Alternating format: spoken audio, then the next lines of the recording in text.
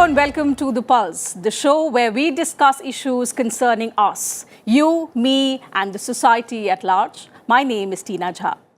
On the show today, we talk about cyberbullying, a form of harassment that takes place using electronic means. The increasing access to affordable data service has given rise to this faceless evil worldwide. Young children, in particular teenagers, being the most vulnerable victims. 1 in every 3 young people have reported to be a victim of cyberbullying, according to a survey conducted by UNICEF in as many as 30 countries. The poll found that nearly 1 in 5 parents worldwide said their child had experienced cyberbullying at least once.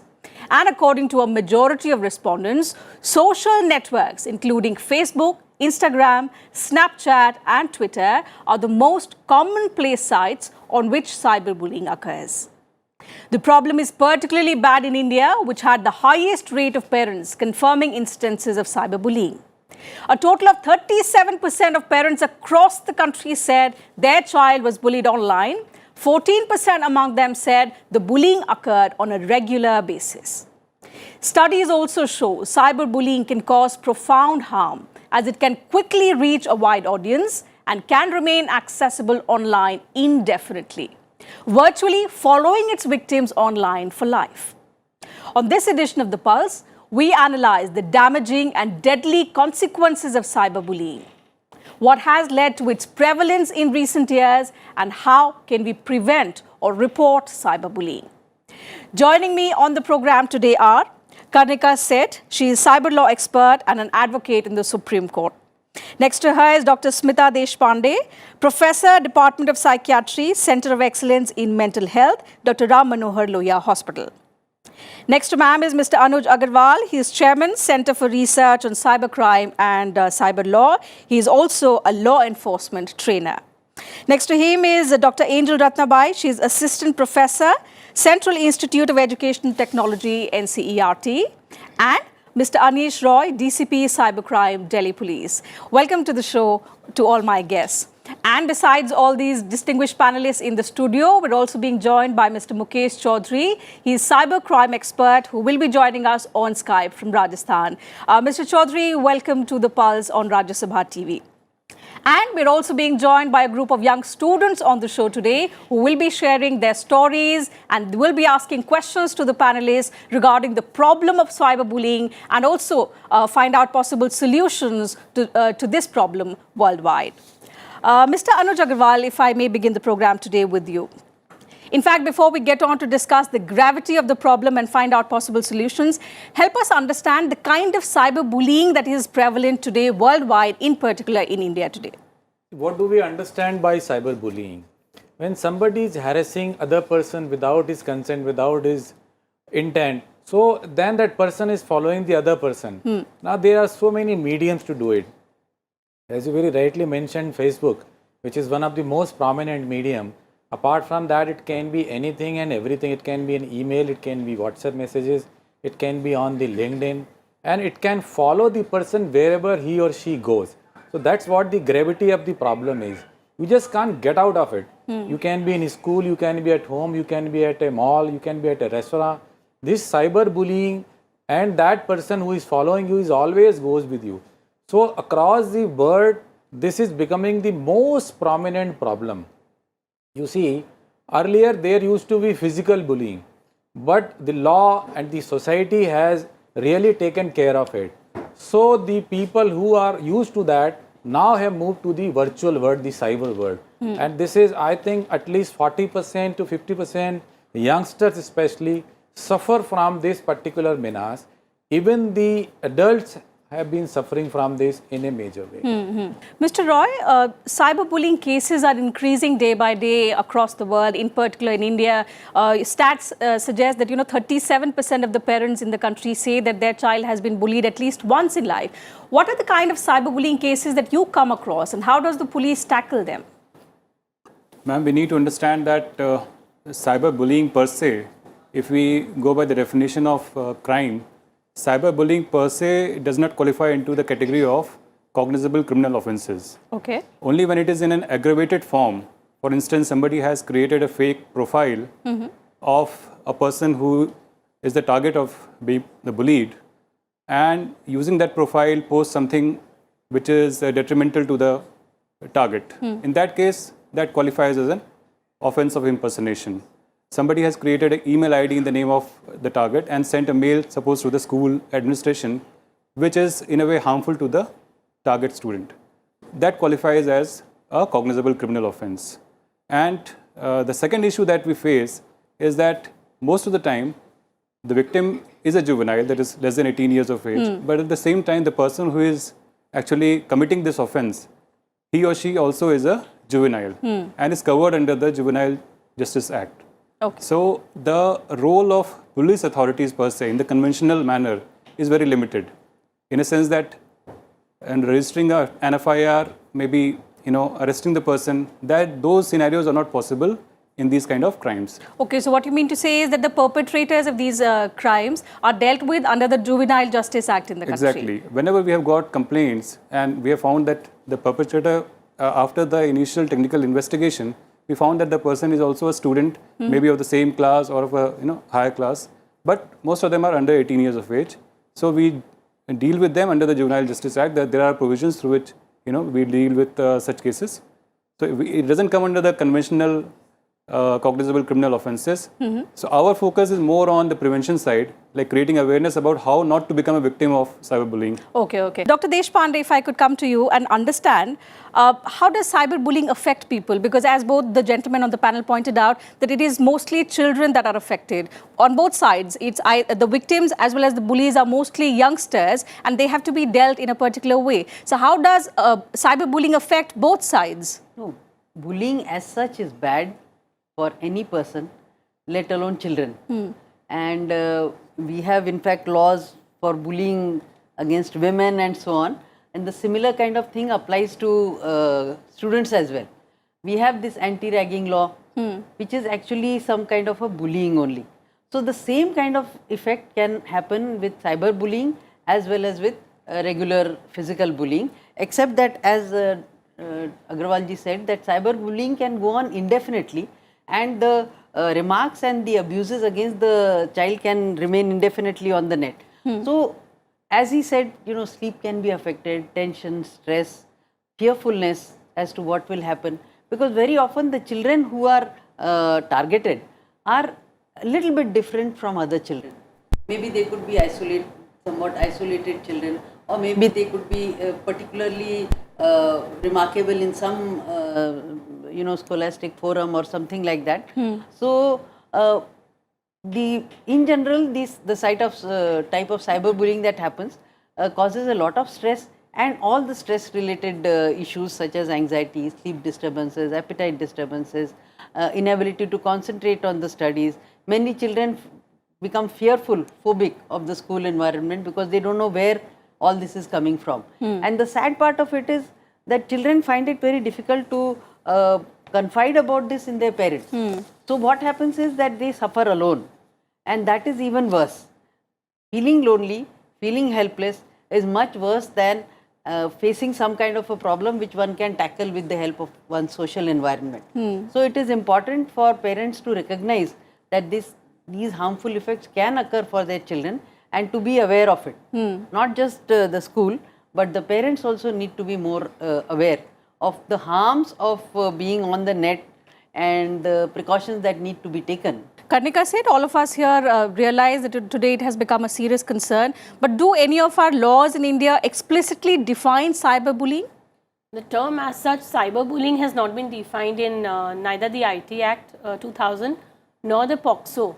But yes, there are certain ingredients which would be, part of cyberbullying as an activity or as an action.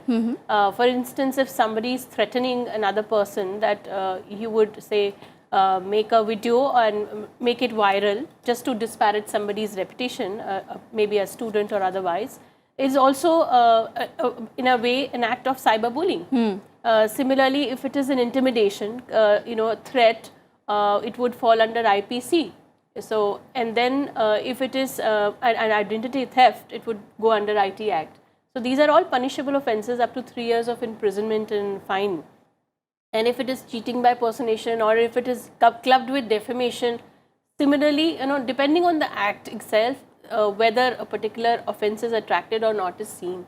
But by and large, I have seen it, most of the cases of cyberbullying could be categorized into two main parts. One is where there is a hate speech. Somebody wants to express his hatred towards a particular person out of a personal grudge, or it could be about a particular issue that a person is addressing and he is very strong about that issue, and therefore it also has signs of trolling. That is one aspect. Second is where a person is trying to harm another person through gossip or humor. Now, those kind of things are little diluted in this aggravated sense. It's not really there, but they could be aggravated if persistently it's been followed. So the consequences vary accordingly. So cyberbullying as such could have various degrees of cyberbullying, and I feel that right at the inception, when there is an incidence of cyberbullying, it is important to report it, not only to the social media platform if it is on social media, so that they can block it or remove that account, but also to the law enforcement agencies, and even before that to the school counselors. Yes. Because the school counselors are immediate access and the parents have immediate access to the kid. So it's very important to encourage the children to really report these problems, and the school counselors need to counsel the perpetrator, for instance, and also the victim. So it's very important to do that. The laws are there in place. POCSO is there, IT Act is there, IPC is there. But cyberbullying as such has not been defined under any of the statutes. Okay, before I come to Dr. Ratnabai, Mr. Roy, one quick question from you. In case the bullies are not teenagers, they are not juveniles, how does the police deal with such perpetrators? In that case, ma'am, they come under the conventional provisions of law. They will be treated as the criminals, ordinary criminals are treated. Okay. As ma'am rightly said, that suppose a person engages into impersonation, creates a fake account or creates a morphed, uses a morphed image and creates an account. In that case, he is also guilty of forgery. Yes. And forgery for the purpose of cheating, because there is a harm of the reputation of the person who is being impersonated. So these kind of sections get attracted, and these are serious sections. They entail imprisonment. Some of them entail imprisonment up to 7 years of age. So it is a serious offence, and if the person is not protected under the Juvenile Justice Act, and you see the Juvenile Justice Act also is not an act which protects you and makes you immune to such criminal actions. It is only, its premise is based on the fact that being a child under 18 years of age, you need reform more than imprisonment as a means of intervention. So definitely when under the JJ Act action is taken, parents get involved. So that kind of enforcement is there, and that is for a child involving the parent and coming to third agency, that too is a very uncomfortable situation. So it is not something that it's a cakewalk and you go to a law enforcement office under Juvenile Justice Act. You go to, in fact, the dedicated courts meant for this. It is not that easy. So that too is a punishment. If the person is above 18 years of age, definitely he is charged with these offences, and that has a significant bearing on his or her future career options and things like that. It has a bearing on his life forever. So whenever they indulge into these kind of acts, they should be aware of the consequences of once they are caught, and which is very often it is done because digital footprint is something which is always there. Okay. So getting caught is highly probable. So they should be in fact discouraged from getting into such kind of activities. Dr. Ratnabai, because we're talking about youngsters, how they are affected by cyberbullying. For the first time last year, NCERT came up with guidelines on cyber safety and security for children. So in the last 1 year, what kind of impact have these guidelines made? Have they been effectively implemented? And do you see any kind of changes in the last 365 days to say? NCERT has come out with this guideline because we had some of the things like which when we could analyze as we have been discussing, the first thing is there is a lot of lack of awareness among the children, teachers as well as the parents. During our sessions when we say that cyberbullying could happen, most of the time the parents are not ready to accept. They may sometimes accept that the child may be a victim, but none of the parents are ready to accept that their child may be a person who is bullying the other child. So that was some major discussions that was happening in the last 2 years of our discourse with during several conferences and meetings. So it brought us the light that there should be some kind of a guideline. So we came out with 3 guideline booklets, one for teachers, one for school, and one for students. So students, basically it was to-do list, like what to do and what not to do. So the major thing is, as we are discussing here, the terminologies are really not familiar to children at all. As it's not mentioned in the law, like cyberbullying, as it is, the word itself is not familiar to children. And we also know India being a very diverse country, we have a diversity in the way children are exposed to technology also. One way we keep talking about India's, most of the children are exposed. But one side we have children who never knew what is technology still. So we have a kind of children like this. So we made it in a very light sense of what you can do and what you should not do when you are coming online. And for teachers, as it was like most of the time the cases are not shared with parents. The children are not open to talk to parents at all because they feel like it will affect their own schooling. They may change the school, they may lose their friends. So these are very simple reasons. So in that scenario, don't we also need guidelines for the parents? Yes. Because they are the first line of guidance and also the first line of check at home. Yes. So if the parents have these do's and don'ts, they understand, they perhaps recognize what their child is going through. Yeah, in the first phase, we came out only with the guidelines for these 3 groups, and we have circulated to all these states and the State Council for Educational Research and Training. Every state has this education department. So we have circulated through them to all the schools, and we have not given it as a printed material to every child to make it one more book in your bag. Because any book is given to a child now becomes a point of examination. They think that there will be a question, better let me read it off. So what we have done is we are focusing more on giving these guidelines, but orienting the teacher to really bring integrated into the normal classroom. So right now, in the last month, there is a mega training event that has started in our country of training 42 lakh teachers who are dealing with the elementary level, class 1 to 8. So we have single session on POSCO, like it's completely talking about the need, and also in an integrated manner. How do you integrate when you are using technology in your classroom to talk about this bullying and its impact and all that? Have you got any feedback from these states that you have circulated these guidelines in? States have circulated to the schools, but we get feedback in terms of some of the teachers who have read. Recently, we got from one of these schools, there was a case of cyberbullying, which has been identified, and the HM has told that it is related to technology, so let computer science teacher handle it. But there was a science teacher who was teaching at the elementary level who has said, like, I have read about this, we need to report it. Because based on the guideline, they have created that awareness and they have expressed it, and they could go in a proper channel, and they have taken the child to the counselor who has bullied the other children. So they could take to the counselor, get the proper counseling as well. So like this, we get some of the case studies reported by teachers directly. So in a very informal manner, because formal manner it's not getting reported because of the reputation. Certainly, I understand. So let me bring in Mr. Mukesh Chaudhary as well into the discussion. Mr. Chaudhary, because all of us have been discussing how grave the problem is, so since technology is used for bullying, it's but natural that technological solutions to the problem are also required. So as a cyber law expert, do you have any solutions in mind that can, guide the teachers, the students, in particular when we're dealing with youngsters? Bullying, first of all, as Anish Roy sir has already said, that bullying is not being generally reported to the police stations. Bullying, once it gets extended to some cyber harassment, or you can say cyber harassment is more better term to explain it, or cyber pornography, or maybe defamation, or maybe some abusive words or abusive languages, or cyber pornography related cases related to children.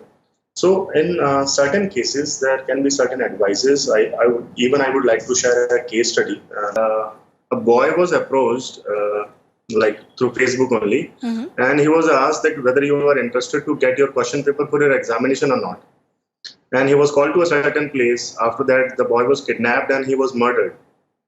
So such kind of incidents, such kind of knowledge should be shared. So basically at our lower level, lower education as well as in our higher education, these subjects should be mandatory. So this is one part which should be there. Second part is like for the law enforcement agencies, even though agencies are trying their very level best, but still the problem is with the duty officers who are on the desk and who do not even relate to the problems. And from there itself, that is why most of the cybercrime cases goes unnoticed. Not even 10% of cybercrime cases are getting registered. So platforms are there, but they are not being utilized. So it has to be practically executed. First of all, that is important, more important, rather giving a platform, but no one is aware of it. So awareness, yes, to every school level is there.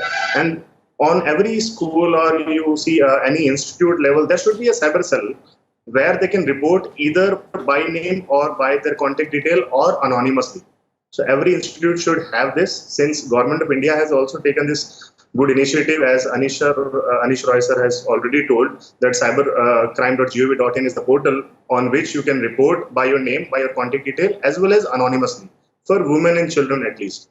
Let me bring in some students into the discussion, because we are largely discussing about how cyberbullying affects youngsters. They are at the receiving end, and also in cases they are the ones who are bullying their friends or maybe, the other acquaintances. So if anybody of you have had similar stories, who've been bullied by somebody online, and what have you done after that? Hi, I'm Garima. Right now I'm working. Actually, one incident happened that one of my friends, he hacked my phone and he saved some of my personal messages, and then he tried to blackmail me that he can make them viral. And I just did not know if this is a crime or not. I just told him that I can report against you, but honestly I did not know what should I do. I tried to find something online, I could not find it. So basically the thing is, most of us are not even aware what we can report to, and if we want to, where we should go for it. Okay. So if anyone can tell me that what kind of crime it is. And okay, I'll take your question to Mr. Roy, but in case we can take 2-3 questions and then we'll come back to the panelists in one go. Hello, I am Surbi and I am from IMC. So I have a personal experience where I have a cousin. He is maybe 12 years old, and I don't know how, but what we realize from the way he behaves, that he has watched a lot of porn. I don't know how, or maybe who has shown him all that. But what laws do we have in India as far as porn is concerned? It is so easily available on internet. Everyone can easily access it. So how is it, what stand do we have for it in our country? All right, one more question. My name is Tavleen and I am 16 years old, studying in Alcan Public School. I have seen that the awareness in parents, like the people who are working for, like, there are maids in our house, they don't really know about cyberbullying. Like you said that you have given guidelines, they don't know about the guidelines, they're illiterate. So what are the solution to get them aware about it? Like people, like everybody have internet now these days, everyone have Geo and all. So there are children who are going to government schools, not speaking English well, they are bullied really badly. So what is the solution to get them out of it, to make them aware, and the hesitation they have to reach the law, the police. Definitely. They have the hesitation, like the social pressure, what they will say. So what is the solution for Mr. this? Roy, let me bring that question to you. Ma'am, as far as reporting is concerned, now the Government of India has come up with the Ministry of Home Affairs. It has come up with a cybercrime reporting portal, cybercrime.gov.in. So all kinds of cybercrime, including bullying, online harassment, can be reported on this online portal, and it will land to the concerned jurisdictional police station or the state cybercrime authority, and they will, depending on the gravity of the situation, suppose it involves child sexual abuse material, as one of the persons in the audience said. In that case, it is taken up very seriously. The state level cybercrime investigation agency, it deals with it directly. As far as the blocking of the content is concerned, taking immediate legal action is concerned, they deal it.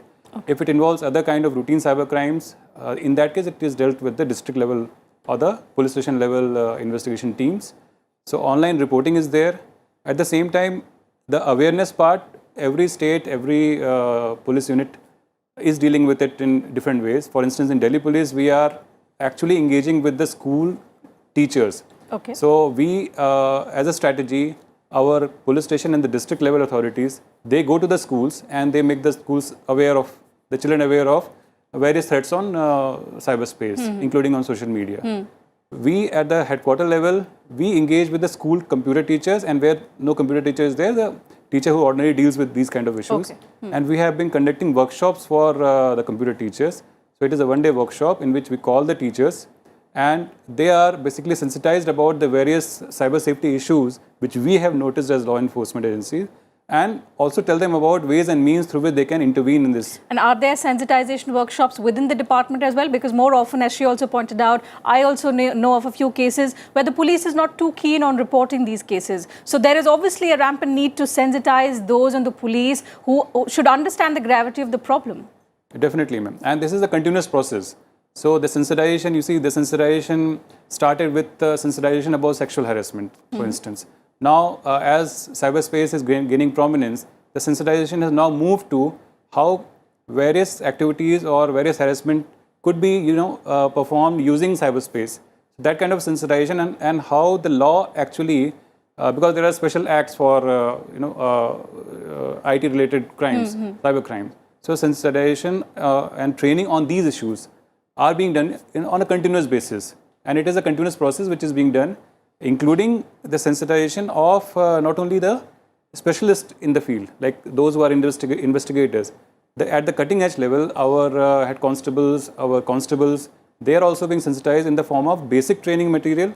When they go for their basic training, they are taught about these aspects. Refresher training, they have refresher training courses about 6 months, 1 year. There also they are told about how to address cybercrime, what are the various natures of cybercrime. So all these things are being continuously done, and the reporting part is very important. So reporting, online reporting is there. Everybody who feels that there is a cybercrime which is taking place, be it with your immediate family members, be it somebody who is working in your house, I think you can report it online, and thereafter the natural course of the law will take place. Okay. Mr. Agarwal, to the point that he made regarding the training of personnel, as a law enforcement trainer, are you taking care of all these things? Yes, of course, but you see, the technology proliferation has taken place so fast, and the number of policemen across the country are around 15 lakh. It is taking a lot of time before everybody is trained, sensitized and made aware of. And that's a big task. Okay. So what we need to do is, of course, we need to train physically, personally, but that's not going to be possible anytime in near future. So we need to create a lot of small videos. And I have also recently written a guidebook for the law enforcement agencies that how to handle these investigations. So this is, I think, a multi-pronged approach we will have to take. And what is also happening, unfortunately, from the society as well as sometimes from the law enforcement perspective, that people are in the denial mode, Yes. which is very risky. Neither anybody in the society, including parents, teachers, counselors, nor anybody in the law enforcement should take it very lightly. Very recently, there is an incident happened with a lady who is working as a air hostess, and she reported the matter, but it was somehow taken lightly, and she went into depression. So I think it is very important that whenever at the beginning somebody reports, it must be taken seriously by everyone, including parents, social as well as law enforcement, and it has to be tackled Yes, then and because there. we've seen in recent Because if years the it deadly goes- consequences it's happening. If You wanted to it add goes something? beyond that, the person comes to the psychiatrist, and then the person comes to the senior officers, and then they go to the legal person. It becomes multitude of the problems. Otherwise, if it is tackled at the early stage, I think it can be easily resolved, as you very rightly said, that they are very well equipped and the people can be tracked. So nobody should feel that they can take this route of anonymity and create this kind of a nuisance in the society. Certainly. No more. Stringent Definitely action they must are be well taken at the equipped. earliest, yes. But there has to be some sensitization from everybody that please tackle it at the earliest. Last 20 years, I have been a trainer myself to the National Police Academy and the Judicial Academy, BPRND, CBI Academy. Now, all these institutions are actually geared up and they're working towards creating awareness in the police force as well as judiciary, because that is equally important.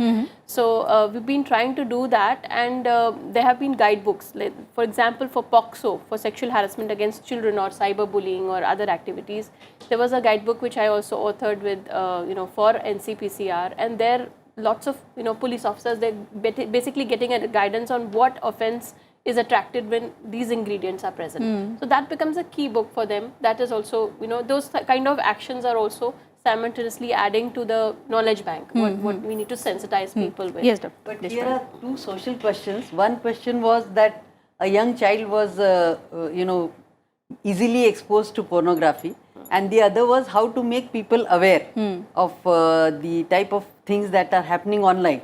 What we have observed is that parents are very proud when they see that their child is on the computer all the time or on the phone all the time. And what happens is with these kind of issues, when the child is there on the online all the time, more exposure is bound to happen, more exploration is bound to happen, because young children like to explore things. And that is the age when sexual maturity is happening, and through gossip or through sharing, these kind of issues become, viral. So what needs to be done as far as we psychiatrists are concerned, and which we have been emphasizing again and again, is that everything has a place in life. So emphasizing one at the cost of the other is not good.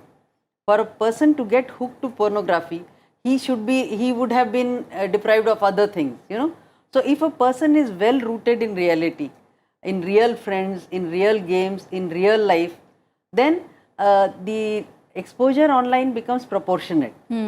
And there it's much more likely to be based on use rather than on misuse. In the same way, you are asking how will the lowest social strata come to know about these kind of issues? Well, it's through people like us who know about it, who can share that knowledge, and who can give small dollops of gyan to everybody who's with you. But cyber pornography is a crime. I mean, rest assured, this is a crime in India, and people are not aware whether some people are grooming the other child, that's known as grooming, enticing the child into pornography. He or she may not be aware why he's asking about my hobbies or interests on social media, and they'll end up discussing certain things which are not meant for their age. And it is the duty of the parent also to set guidelines at home, to set up some filtering mechanisms, because internet is such a a space where you cannot filter out every and Exactly, everything. you have access to unlimited activities and information. And it is a crime to publish or to create or to make, circulate, browse child pornography. Even browsing is an offense. So 5 years of punishment or more. I mean, this is the kind of law we have in the country. Problem becomes the enforcement. The moment you block a particular link on reporting child porn on this particular website, there will be another link which will pop up and create the same. So one has to be vigilant to report these problems. Okay, Dr. Ratnabai, you wanted to add something? The question she was asking, like how you are creating awareness among the people who are uneducated and all that. It doesn't actually, there is nothing called uneducated are not aware and educated are aware. That's what we have seen in our experience also. And the guidebooks which we are given, also we are trying to translate to all the languages, because English being a problem, many of the people are not able to read it, even children or teachers in that case. So we are also in the process of translating it to all the Indian languages which can be circulated to the thing. And there are many other organizations also working on it. Just going to the field and then doing it. What we are focusing from the education point of view is when the teacher is oriented to the core. In most of our case studies, what we find is the teachers are calling for parents' meetings. It's not like a meeting, it's like a one-day event for parents. So they just call them up, who is even in the garments. It's this, whatever I'm bringing out is from the garment school, where most of the parents are working in a daily wages kind of thing, who is not very well exposed to the technical world. So those parents are called, but not as a guideline, not as a lecture, but they do role plays. They just do a small drama. They bring out the situation, how it can happen in your house.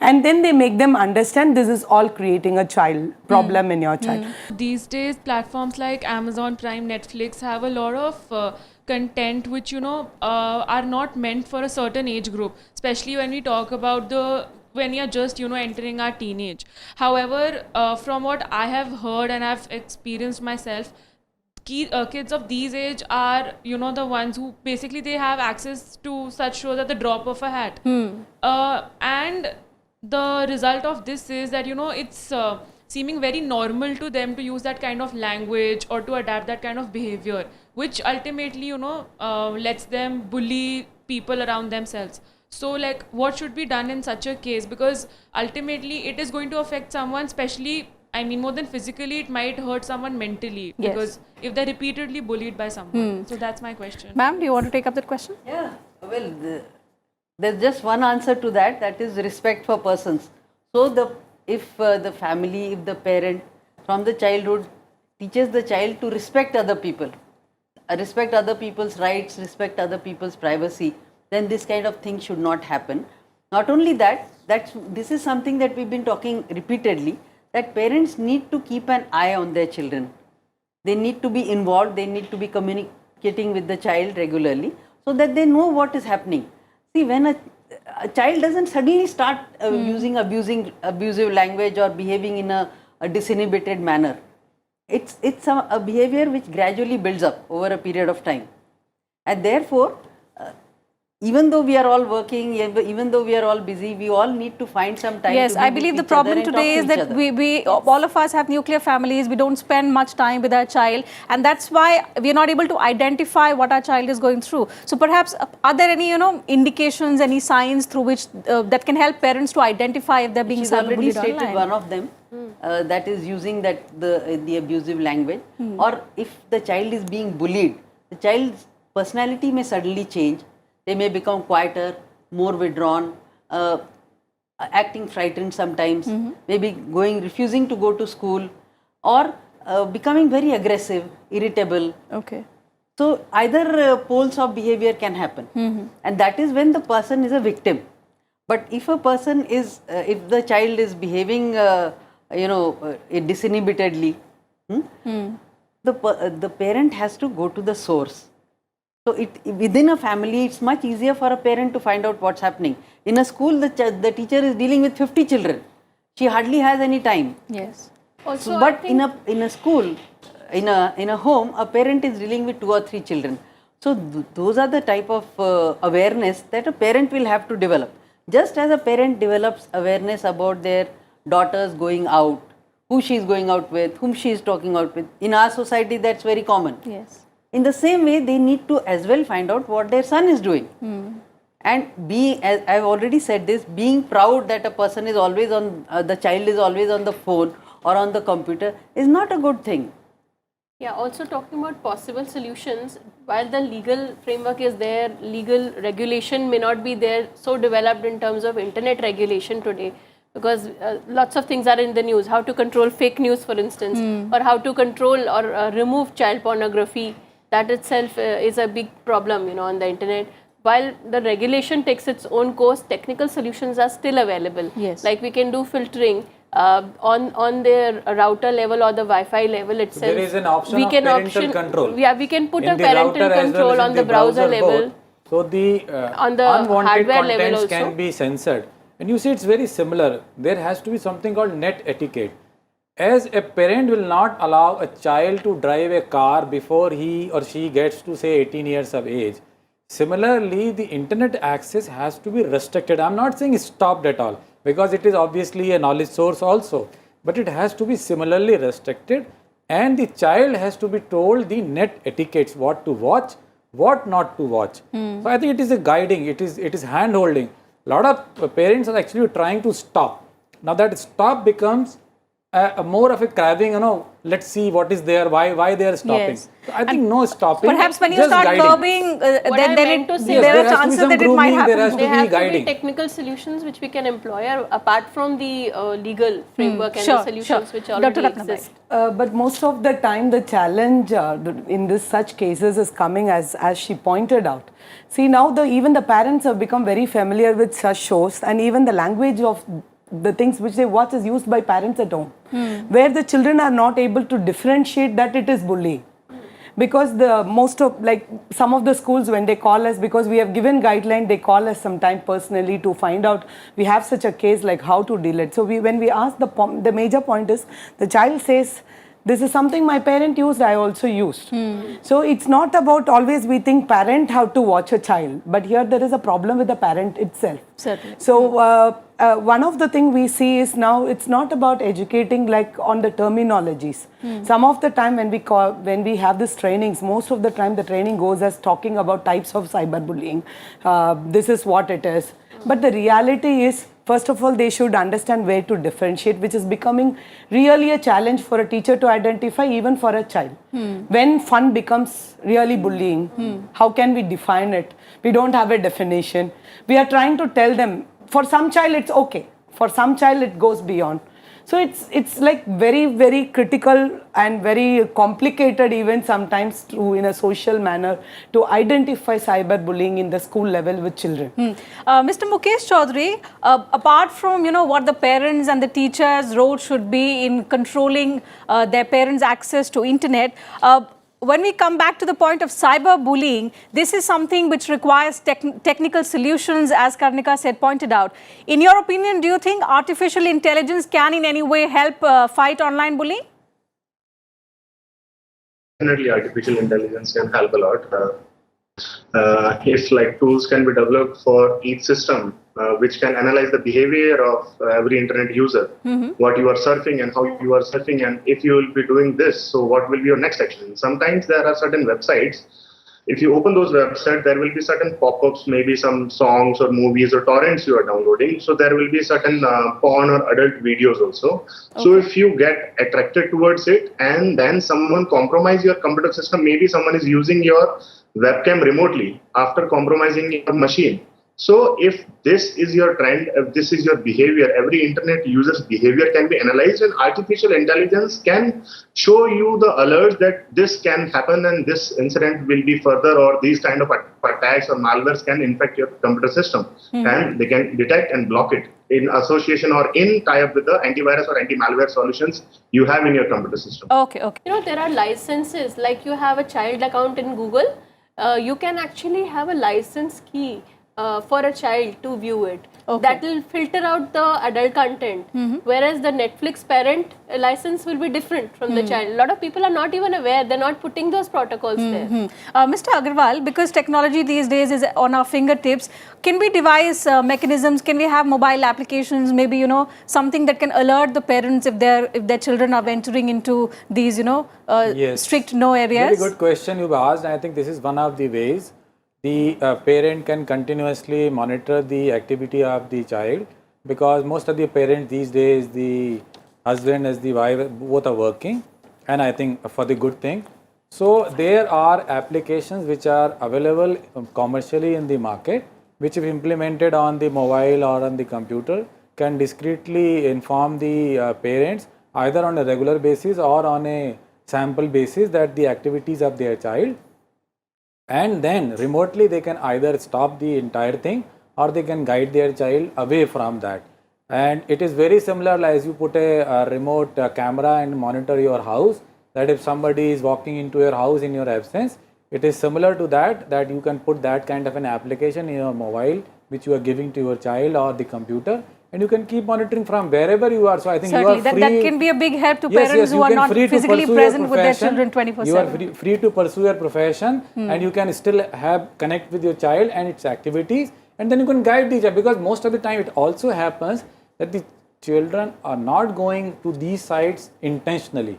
They somehow land there, because while they are searching or browsing something else, they simply land up there.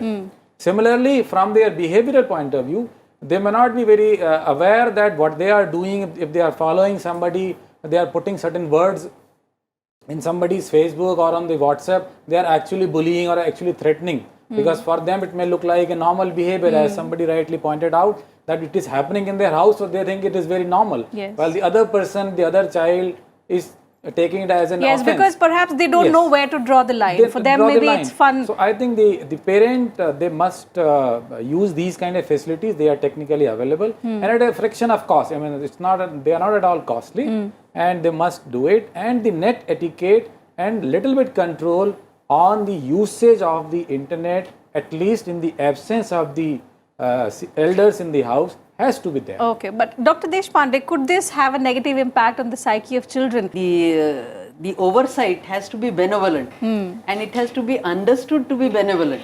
So we come back again to that point that the parents are after all the protectors of their children, and the children should view them as such. So some amount of to and fro communication must be there.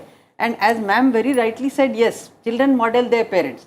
So the biggest factor that we have found in tobacco use of children is tobacco use by parents. Similarly with alcohol used by parents and alcohol used by, so whatever parents do, children do tend to imitate, and therefore parents also at some point need to control their behavior, no doubt about it. But there is no reply, there is no alternative to open communication between the parents and the children, no matter how much time they can give to each other. Okay, okay. Even smallest or the largest chunk of time. Okay, very quickly, one more round of questions. Hi, my name is Ilana and I'm a student at IIMC.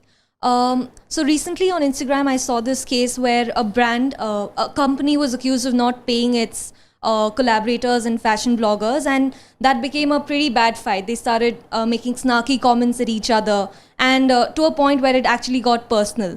So my question is, if I'm what happened there was the victim had actually taken on the role of a perpetrator in itself. So it had become a very endless cycle of bullying each other. Yes. So my question is, if I'm a victim and I'm being bullied, and for the sake of defending myself, and will I also be termed a bully if I have to defend myself by fighting fire with fire? Mr. Roy, if you could, if you would want to take that question, because what she said is actually true to us as well. So when somebody, trolls us, writes something on our wall, it's a misconception that you go back and troll that person, fill that person's wall with a lot of hate, and perhaps it's a tit for that and justice is done. But this, of course, is not the solution. I think that will fuel the whole thing, and aggravate it further. Yes. So I think there are decent civilized ways of responding to such kind of falsehood or any defamatory or offensive content if it is posted. And in case of children, we ask them to get out of harm's way. This is the first thing that they should do. For a grown-up adult, definitely that is not the case. You have a social media presence. You cannot get out of that. You need to be present there for various social and personal, professional reasons. So you respond in a dignified manner, and after that, if it is still persisting, I think it needs to be reported depending on the gravity of the thing.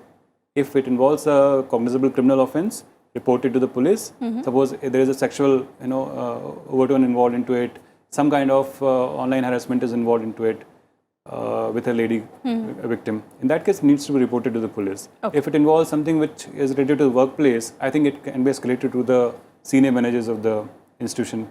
So these kind of responses are better than yes, trolling again. So for murder, there is a self-defense as an exception. Okay, you can defend yourself, but the law doesn't allow you to retaliate in the sense that if there is an online defamation, you also come back and defame the other person, because that is not excusable. That will in fact give him a cause of action to sue you for defamation. And perhaps that's what those who troll you or those who bully you want. They want attention, and by replying them, perhaps you're giving them that much needed attention. There are ways within the platforms to tackle these kind of situations, because these are not new. So you can report these to the platform, yes, or you can simply block the person for some time. When it becomes so hot from either side, it is going to be endless. So there are very civilized ways within the platform. Most of the platforms provide it. You can simply block the person maybe for some time only. You need not block him forever. Or you can report the matter to the platform itself before you go to the law enforcement. Unless it is going to be threatened to your life or something, you can simply do that way. There is no point making and aggravating yourself, because obviously there is the law does not permit at all to anybody create another harm just to tackle the harm. I mean that's not at all permitted. At least in childhood and in schools, very often just the identification and tackling, the face-to-face tackling of a bully damps down their activities. because at some point of time, bullies, okay, they want attention, but they're also scared. So, merely by identifying and warning the bully itself, at least in the school situation, the action is often clipped in the bud. But as our experts have been saying, you can't keep fighting fire with fire, just because somebody one abused you can't interesting abuse them case back. I want Yes, to yes, discuss, yes, which please I've go ahead. handled. Okay, this lady, she was staying in US. She was an Indian person, but staying there, and her family was there. She was being cyberbullied by a perpetrator based out of another country, not India and not US. Okay. So third country, and he made about 15-20 websites putting all her personal details, the cards she had shared, the personal pictures, and he was constantly bullying her on social media. So as a result, what we did was we sent legal notices to the registrars of the websites. Through whois.net, you can actually find out who is the owner of a particular website. And so when we sent the legal notices to the hosting companies as well as the registrars of those domain names, those websites and those particular messages were all blocked. They were terminated. Their accounts were terminated from social media also. All these fake accounts, several fake accounts were created by the same person. So they were all blocked and his IP was blocked. So he could not create further any new accounts from on those portals. So it is possible, even without using a court mechanism, or one could really suspend all these sites, and the material was totally taken away in 36 to 48 hours time. But through agencies help, you can possibly do it, but at individual level, maybe it's quite taxing to go through the entire process. One of the class 10 child during one of the conference, he just came up to speak about how he has taken care of himself. He just told this as a description there. He was trained, he studies in one of the top schools in that place in Kolkata. So he was just telling, I have got a lot of training, my teacher has got training, but nothing can stop me from being a victim of this or causing somebody to become a victim. Only thing that can happen is what I value for myself. So that's all can be done at an individual level until I take a stand on this is what my value. She was asking a question like they will be fighting. Even in a normal society, when somebody abuse you, we don't ask them like you abuse them back. That's a culture we have come with, right? So the only thing is we need to think about, mostly the problem is we don't think that is a virtual world and this is a real world. So we think we are hidden, as very rightly pointed out in the previous discussions.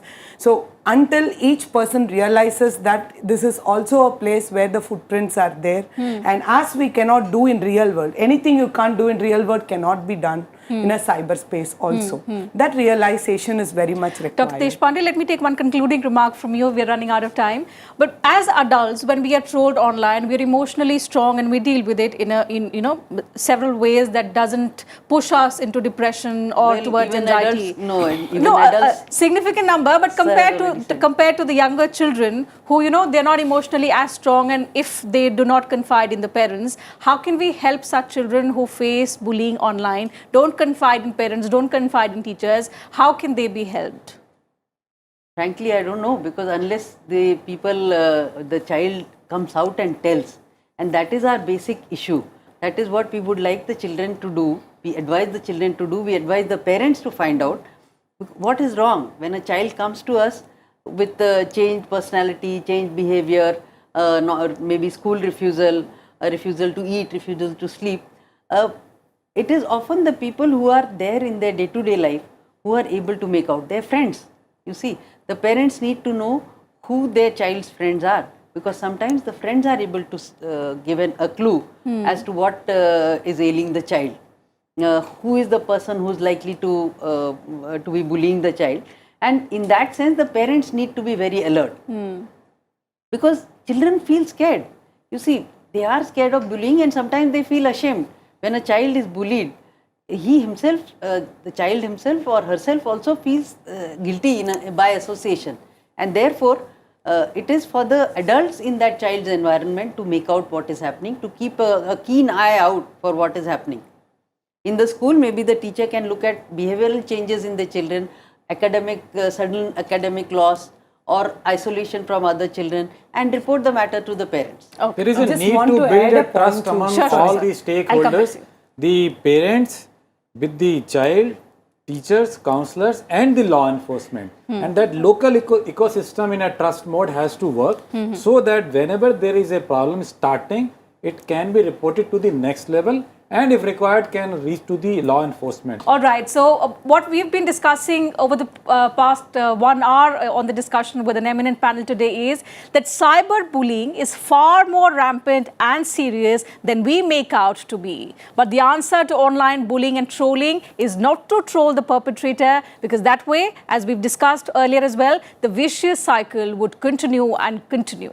So we need to teach our children to stand up to bullying, but that does not mean flooding the wall of the bully with much more hate. We need to make them aware of ways to deal with the problem at multiple levels, at homes, in schools, and of course the society also collectively owes a responsibility. It is the responsibility of parents, teachers, as well as the society, as I said, to work towards preventing and reporting cyberbullying. So thank you to all my guests today for joining us on this edition of The Pulse and sharing your perspective with us. Thank you to the audience as well for sharing your stories, asking wonderful questions to the panelists. In case you missed the television broadcast of the program this Sunday at 8 p.m., you can watch our program online on YouTube and Twitter, and you can send in your feedback and suggestions about the program as well. We'll see you same time next week with a focus on some other subject. Thank you very much for your time.